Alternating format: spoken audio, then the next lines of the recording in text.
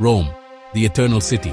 You arrive, camera in hand, your heart full of excitement. There it is, the Colosseum. Majestic, imposing, a symbol of an empire that shaped the world. Millions of people walk through its arches, take selfies, admire its size, imagine the roar of the ancient crowds. But what if this postcard is a lie? What if the beauty is just a filter hiding a much darker truth? The stones you touch are soaked with centuries of suffering. The Colosseum is a monument not just to power, but to a chilling disregard for human life. We're drawn to these wonders, seeking a connection to a past that seems epic. We buy the ticket, we step into the arena, and we soak up the story we're told: engineering, entertainment, civilization. But we rarely question the foundation. We see the monument, but not the memorial it should be. So, let's peel back the layers and look beyond the dazzling front. Forget the triumphant emperors and the cheering crowds. Let's talk about the forgotten, the nameless, those who paid the real price for this spectacle. This is the story of the Colosseum that tour guides often forget to tell. Every great building has a hidden cost. The Colosseum was paid in human flesh. After Rome won the Jewish War, tens of thousands of enslaved people were brought in to build the Colosseum. Stripped of their freedom, forced into brutal work under the scorching sun, their suffering was the glue that held the stones together. Imagine thousands pulling and carrying huge blocks day after day, with no rest, no escape. The overseer's whip was a constant threat. One wrong step could mean death. All to build an arena, a grand theater of death. The irony, the oppressed built a stage for more oppression. We see an amazing feat of engineering, but it was fueled by human misery. Over 100,000 prisoners worked here. Many died from exhaustion, accidents, or sickness. Their bodies were thrown away like broken tools. They are the hidden foundation of this wonder. When you touch the stones of the Colosseum, you touch the pain smoothed by centuries. Even before the first gladiator fought, the Colosseum was already a place of immense suffering. Its dark history began long before the games.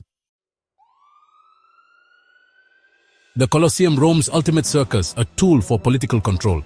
Bread and circuses keep the masses entertained, and they won't question power. Gladiators, most of them enslaved, prisoners, or criminals, were forced to fight and die for public amusement. We romanticize them, but they were disposable cogs in a political machine. Every fight was a statement. This is what happens to the enemies of Rome. The games were highly organized, sometimes lasting for weeks. The emperor, with a gesture, decided life or death, concentrating all power in one man.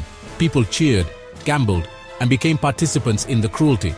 The arena normalized violence, teaching generations to find pleasure in suffering. The Colosseum wasn't just a building, it was a social conditioner. It shaped the Roman mind, desensitizing an entire culture to horror, all to keep the powerful in power. The spectacle was never just entertainment, it was control, and the people loved it. Below the arena is the Hypogeum, a maze of tunnels and chambers. Here, gladiators and animals waited in the dark, with terror echoing through the stone hallways. Imagine a gladiator, hearing the roar above, knowing they're about to face death. The Hypogeum was a death factory. Slaves worked the machinery, lifting fighters and beasts into the light. During the opening games, over 9,000 wild animals were killed.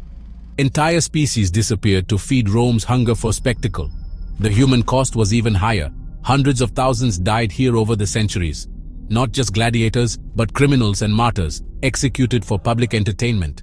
The Hypogeum holds the terror of every soul and creature that waited for a violent end. Its secrets are still being uncovered. The echoes here are not just of sound but of pain.